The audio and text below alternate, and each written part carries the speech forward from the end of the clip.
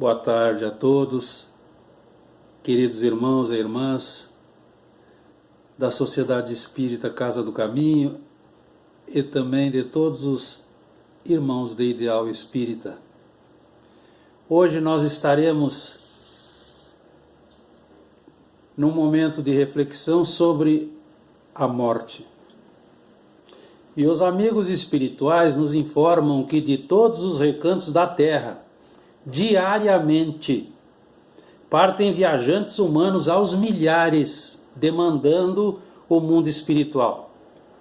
Repentinamente, de processo degenerativo, a desencarnação faz parte da vida física, parecendo maneira caprichosa, porque leva o jovem, deixando o idoso. Aqui nós temos um preconceito. Conduz o saudável, poupando o enfermo, surpreendendo a todos na escolha daquele que deve transferir para a dimensão espiritual, produzindo com isso tristes dores, conflitos de conduta, sofrimentos, fato nem sempre compreendido, transitando por toda parte, deixando um rastro de angústias, de desencanto e de perturbações. Nós nos lembramos, Sócrates, 500 anos antes de Cristo, ele já nos informava: a morte não é senão uma mudança de morada, a passagem para um lugar onde todos devem se reunir. Que felicidade reencontrá-los! O mestre Galileu nos deixa também uma frase de impacto: vim para que tenham vida e a tenham em abundância. A Nicodemos, o senador judeu, ele vai dizer: é necessário, é indispensável, é útil nascer de novo.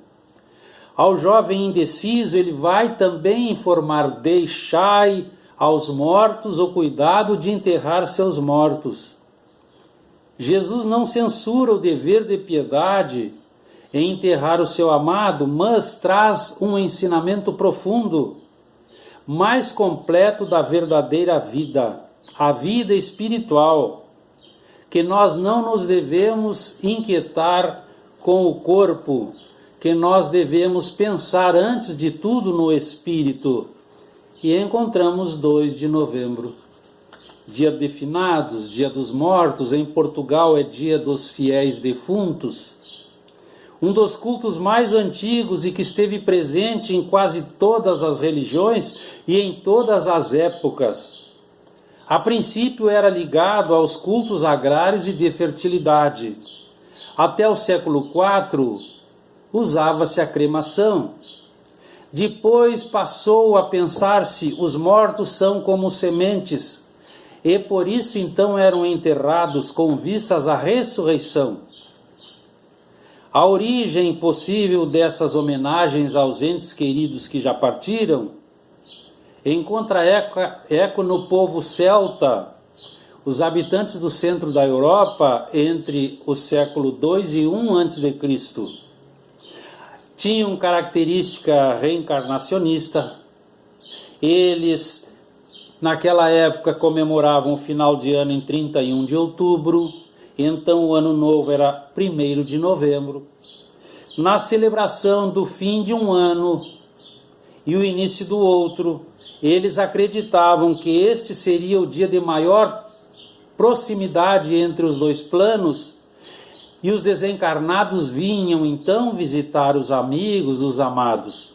E ali era comemorado com festas, com muita alegria, mas em casa, em homenagem aos espíritos. Faziam luminárias de bambu para clarear os caminhos nebulosos dos dias de inverno. Também usavam abóboras esculpidas em formato de cabeça, onde colocavam no seu interior velas acesas, para que os parentes desencarnados não se desviassem do caminho. Nós temos essa projeção hoje no Halloween. Encontramos no Velho Testamento Jó, quando ele deixa: quando o homem está morto, ele vive sempre. E Jesus, o Senhor do mundo, O herói da sepultura vazia pregou a vida como realidade.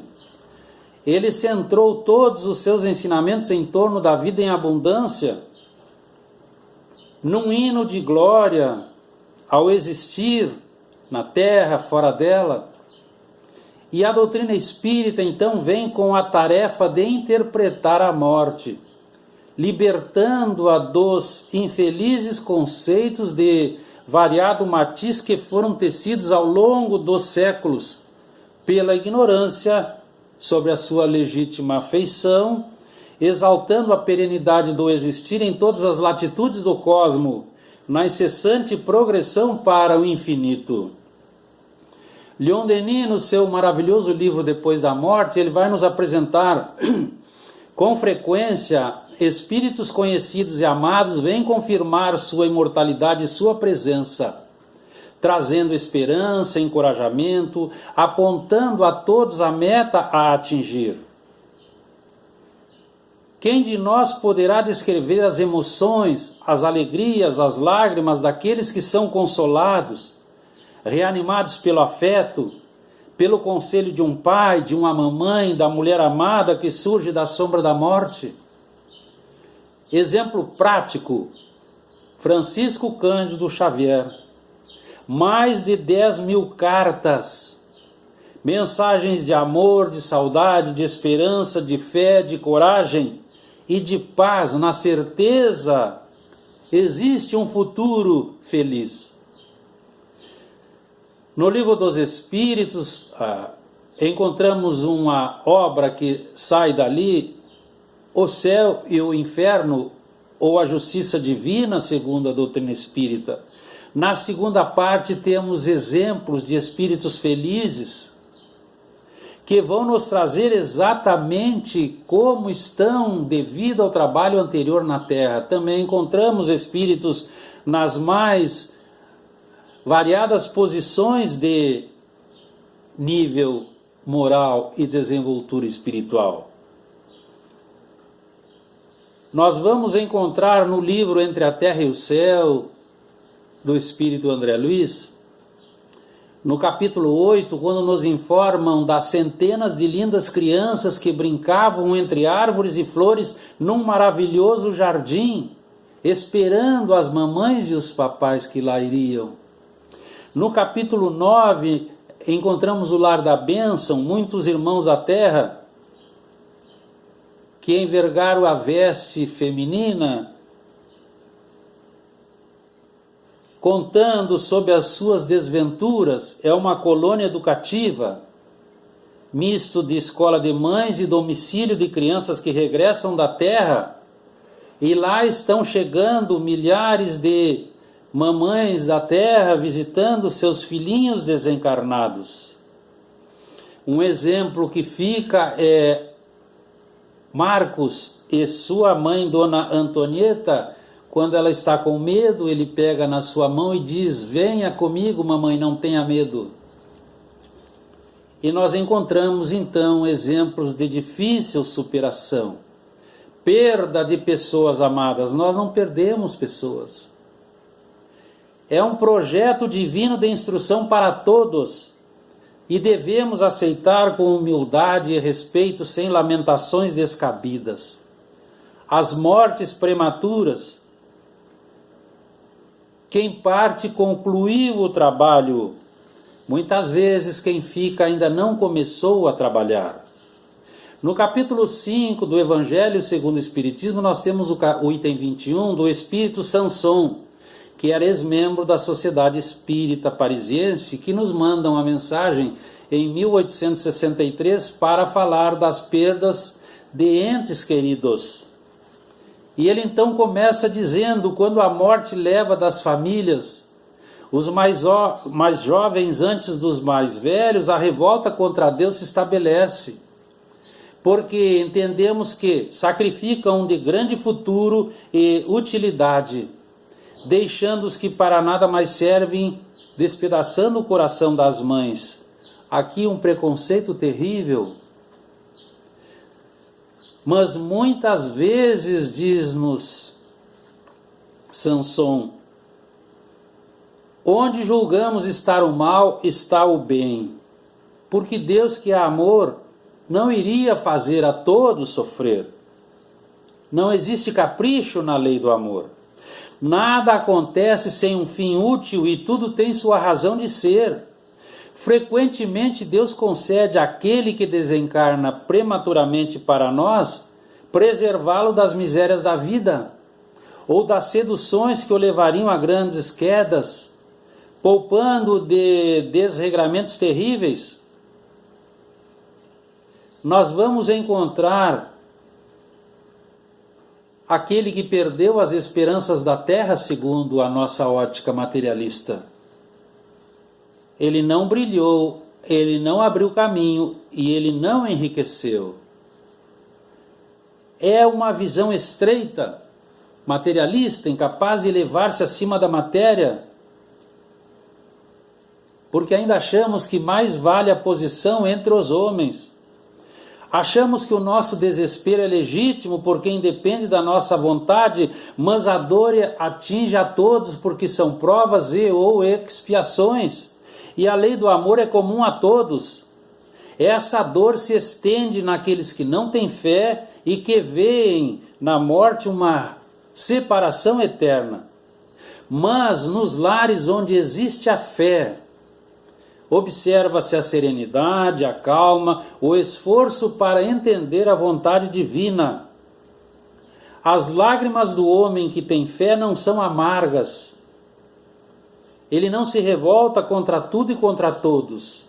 É o pranto discreto, a lágrima silenciosa, mas não existe desespero. A saudade após a partida não é a saudade doentia que aniquila, que arrasa, que consome o restante da existência de quem ficou. Também não torna a pessoa imprestável, incapaz de produzir, inapta para a vida, sem condições normais. Os desencarnados recebem o impacto vibracional negativo do pranto descontrolado, da angústia e da inconformação alucinada. Eles recebem, eles sentem e sofrem os efeitos de nossa atitude mental desajustada, sendo prejudicados espiritualmente. A dor continuada os atinge de maneira chocante, não deixando que os amados participem de maior aclimatação na companhia dos espíritos amigos que lá estão com eles. Se nós amamos aquele que partiu, por que ficamos tristes se ele será feliz em novas alegrias? Então é preciso orar com amor por todos eles. Esse é o nosso dever moral. Emmanuel, o Espírito amigo por Chico, nos deixa escrito: quando semelhante provação bate à tua porta, reprime o desespero e dilui a mágoa na fonte viva da oração, porque os chamados mortos são apenas ausentes. E as gotas do teu pranto lhes fustigam o espírito como chuva ácida. Então nós sabemos crescer, antes nascer, depois morrer. A doutrina espírita modifica, nos diz nascer, crescer e morrer, mas renascer ainda e progredir sempre. Tal é a lei do amor.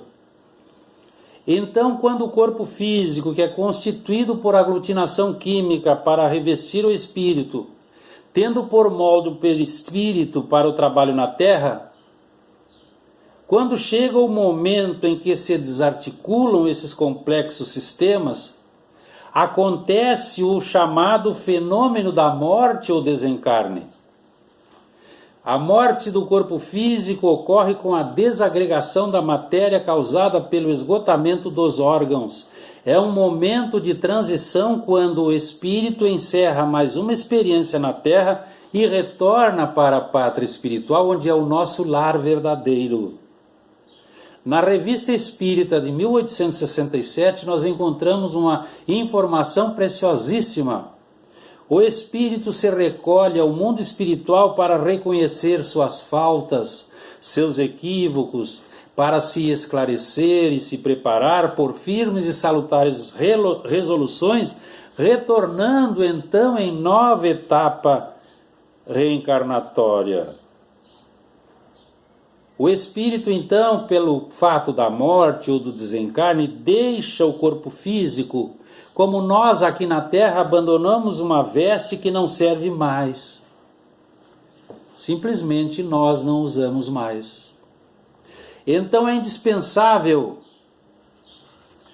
que mortes e perdas sejam estudadas nas famílias, assim como se examinam as demais questões tidas como de fundamental importância.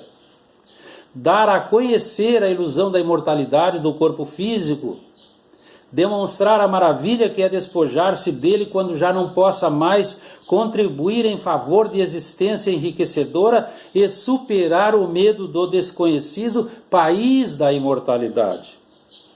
Compromissos que devem ser ensinados no lar. A vida espiritual é imortal, é sempre real e sempre vitoriosa.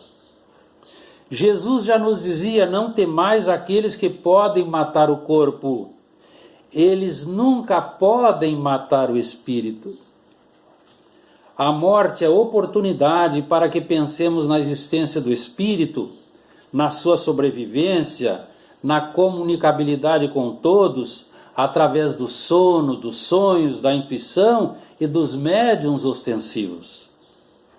Então é do amigo espiritual Emmanuel uma forma de esperança.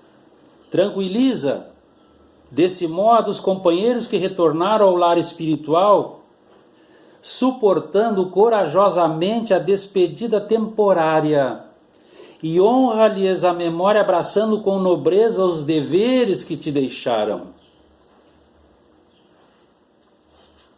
Vós que compreendeis a vida espiritual, escutai as pulsações do vosso coração a chamar esses entes bem-amados, e se pedirdes a Deus que os abençoe, em vós sentireis fortes consolações, dessas que secam as lágrimas. Sentireis proteções nobres, que vos mostrarão o futuro feliz, que o soberano Galileu prometeu. Quando Jesus nos ensinou o Pai Nosso, ele, em certa passagem, ele diz: seja feita a tua vontade. E quando nós nos rebelamos, quando nós nos revoltamos contra a divindade, nós não estamos inseridos no contexto do Pai Nosso, porque nós não estamos aceitando a vontade de Deus, porque nós não sabemos o que acontece. E no Evangelho segundo o Espiritismo, no capítulo 28, nós temos lá o item 63, que nós vamos relembrar, porque já conhecemos. O amigo espiritual começa dizendo: ó, quão doce e consoladora é a certeza de que não há entre nós mais do que um tênue véu material que te oculta as nossas vistas. De que podes estar ao nosso lado, a nos ver e ouvir ainda melhor do que antes. De que não nos esqueces, assim como não te esquecemos. De que os nossos pensamentos constantemente se entrecruzam e que os teus pensamentos de amor sempre nos acompanham e nos amparam. Quando Jesus pronunciou a palavra amor, os mártires do cristianismo, ébrios de esperança, desceram cantando as arenas dos circos romanos, enfrentando as feras, o fogo e as armas. quando o sublime Galileu trouxe a palavra reencarnação, ele descerrou os túmulos, levantando a campa, mostrando que estão vazios. Que nós possamos compreender em profundidade que aquele que nós achamos que nunca mais veremos, ele sempre está nos acompanhando. E com certeza, nós nos reencontraremos amanhã, logo ali. Que fique para a nossa reflexão, queridos irmãos e irmãs, que o sublime Galileu nos preencha por inteiro com a sua paz e que nós fiquemos então em paz. Muito obrigado. Boa tarde.